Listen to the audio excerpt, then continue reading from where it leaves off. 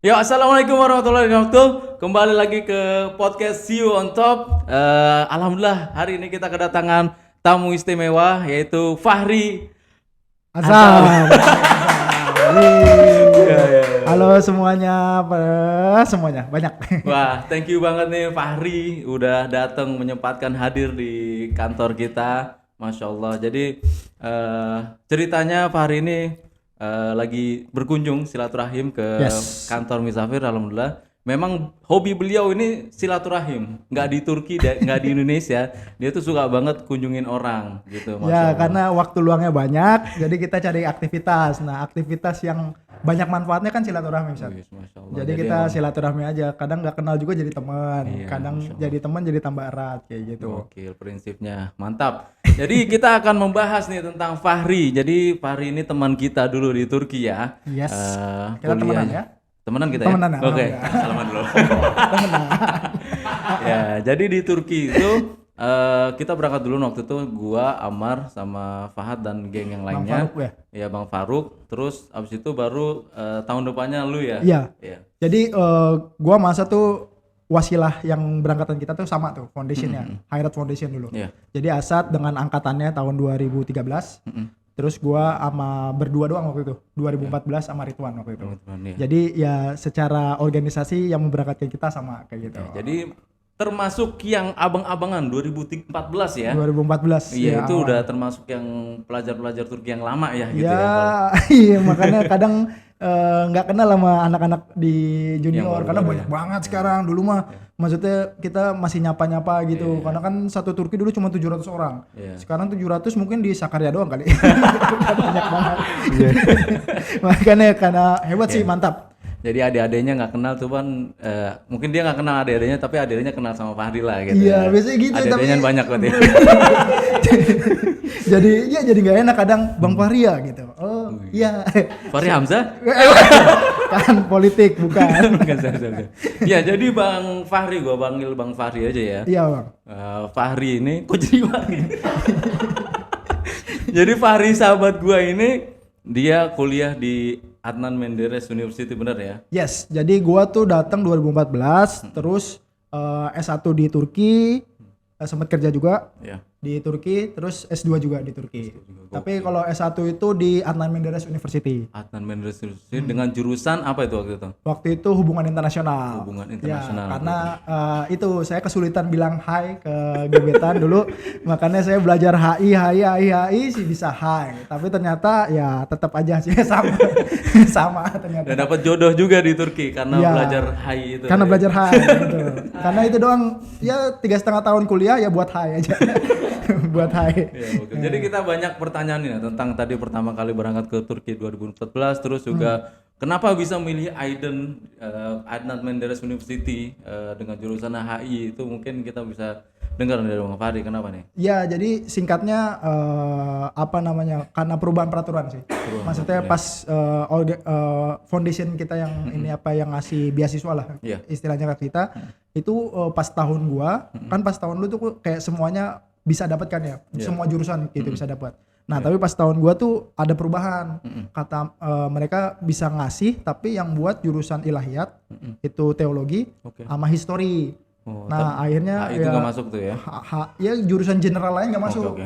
Nah itu akhirnya gue mikir kan, maksudnya wah udah teologi nggak cocok sama gue, terus bahasa Turki lagi 8 tahun nih lulus nih bisa jadi dokter kalau misalnya gue kuliah kedokteran. Persiapan Ya, bahasa, persiapan bahasa, terus ya panjang lah ininya stepnya, dan juga kan bahasa Turki nggak mudah cuy. Iya, iya. Jadi ya udah akhirnya bilang ke orang tua, terus akhirnya kayaknya saya nggak bisa nih ngambil yang ini, terus ya udah give up lah istilahnya, maksudnya udah menyerahkan aja. Saya bilang saya nggak ambil beasiswanya tapi saya coba nyari sendiri ya. Akhirnya ya udah tuh pas summer itu saya pulangnya belakangan ke Indonesia tapi baliknya duluan karena ngurusin admissions kan, Pendaftaran ulang, pendaftaran. Jadi kayak kayak 10 universitas tuh gue coba tuh. 10 universitas gue coba sendiri, entah itu swasta atau apa negeri gue coba sendiri. Tapi waktu itu keterima yang gue inget ya, yang jurusannya HI itu di 3, maksudnya di Pamukkale, terus di Sakarya sama di Adnan Menderes. Nah tapi Adnan Menderes ini ternyata state university atau universitas negeri yang HI tapi jurusannya 100% bahasa Inggris. 100% bahasa Inggris di Iya, Adnan Menderes. di Adnan Menderes di Aiden. Jadi kayak kalau gue lihat list yang lain tuh, wah ini 30% bahasa Inggris, sisanya bahasa Turki. Bahasa Itu kan Turki. sebetulnya sebuah kebohongan ya, karena mereka cuma datang, halo good morning ya Arkadaşlar gitu doang. Itu 30%-nya di situ. 70% Campur gitu ya. Iya, jadi kayak ya udahlah ini yang 100% dan ternyata masuk ke sana dosennya itu emang keren-keren, emang lulusannya dari Oxford gitu-gitu, emang mereka bahasa Inggrisnya fluent juga. Bagus ya. Kayak gitu, jadi kayak ya udah dah, emang saya niatnya pengen belajar, ya udah akhirnya dari Istanbul waktu itu belajar bahasa, ya saya pindah ke sana kayak gitu. Iya. Masya Allah. Jadi begitulah kenapa dia dapat di Aiden dan memilih di Aiden, karena tadi tiba-tiba perubahan regulasi nggak ada beasiswa dan juga ngambil kesempatan 100% bahasa Inggris ya. Bahasa Inggris. Dan kita perlu tahu juga nih, Fahri ini adalah pelajar atau mahasiswa yang termasuk lulusnya cepat 3,5 tahun ya kalau Ya, nggak salah 3,5 tahun untuk belajar HI-nya. HI. Oke. Kan tapi kan ada bahasa, tapi Oh, ada persiapan bahasa itu. ya waktu itu pas belajar itu masuk tahun ajaran baru, saya itu telat kayak sehari gitu. Jadi mau nggak mau harus ngambil Ikutan kuliah persiapan bahasa Inggris. Padahal Oke. bahasa Inggris kan Tinggal udah bisa maksudnya. Iya. Terus ya udah akhirnya saya belajar setengah semester.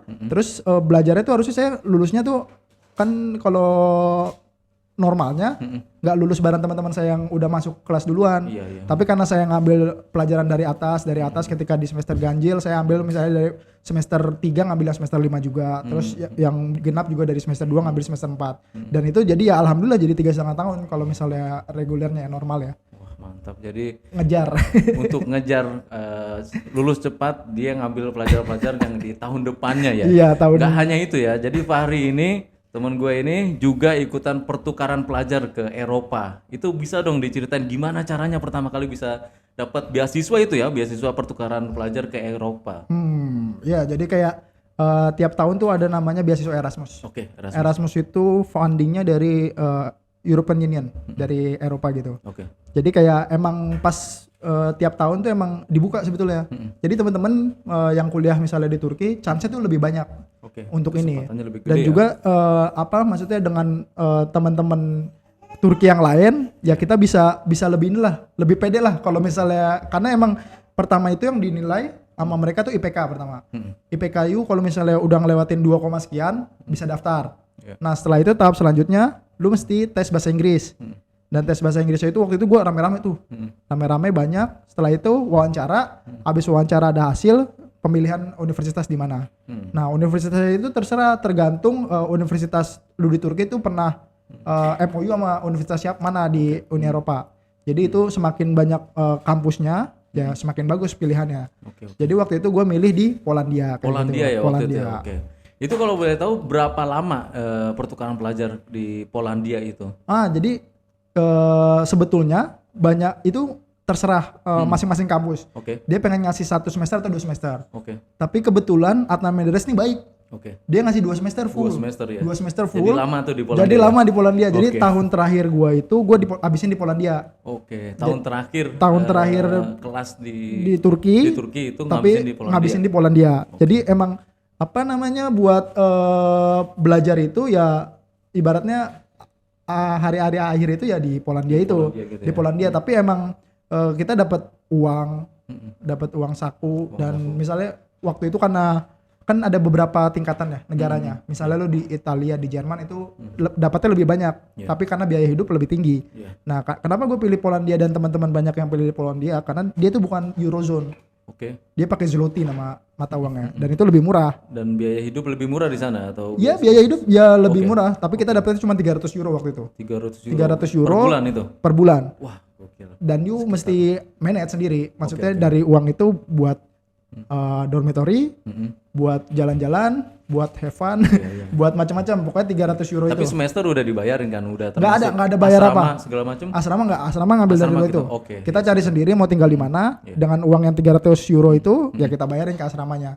Oke. Jadi emang kesempatannya bagus, maksudnya buat experience kita kayak gitu. Jadi menurut gua bukan hal yang bakal sia-sia kalau misalnya dicoba kayak gitu. Ini gue mau nanya nih, penasaran juga nih, gue kan nggak sempat Erasmus juga dulu. Jadi bedanya kuliah di Turki sama di Polandia di Eropa itu gimana tuh? Ya, jadi apa bedanya ya? Bedanya sih sebetulnya cara pembelajarannya sama ya. Oke. Sama, tapi emang di beberapa negara Eropa kan emang dia untuk S1 tuh cuma 3 tahun. Tiga tahun ya di ya, sana. Oke. dia 3 tahun tapi saya lupa pakai tesis atau enggak, saya tuh masih agak-agak nggak ingat kayak gitu. Tapi kalau misalnya dari sistem penilaian sama semua sih maksudnya. Sama semua, Tapi ya. emang ada yang Eropa kan ada yang Amerika. Itu tiap negara tuh masing-masing ada sistemnya masing-masing. masing-masing, ya. Dan mereka nganut yang mana itu ini. Tapi kalau di Poland setahu saya 3 tahun. 3 tahun ya Setahu untuk saya S1 3 ya. tahun di S1. Nggak tahu kalau salah mohon di ini.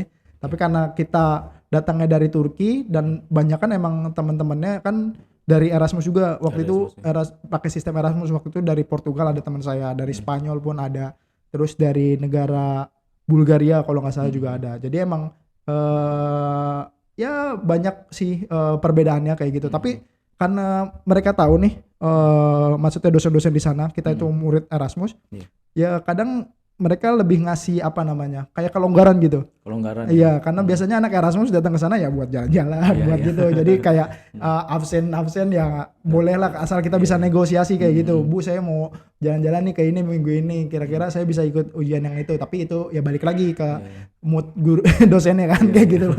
Terus ya udah akhirnya saya datang kan itu. Alhamdulillah saya datang sama teman-teman saya juga. Maksudnya teman-teman ada di kelas perkuliahan di Adnan di perkuliahan di Oke. Turki Adnan Menderes. Jadi kita tuh waktu itu daftar 15 orang, itu teman-teman saya semua satu departemen. Tapi yang lulus cuma 10 karena karena kan ada faktor IPK juga, terus nanti ditambah faktor nilai ujian bahasa kalian, terus nanti dibagi. Ada pembaginya lah, itu saya lupa ininya. Dan emang alhamdulillahnya ya teman-teman ini dapat, tapi ya kesebar.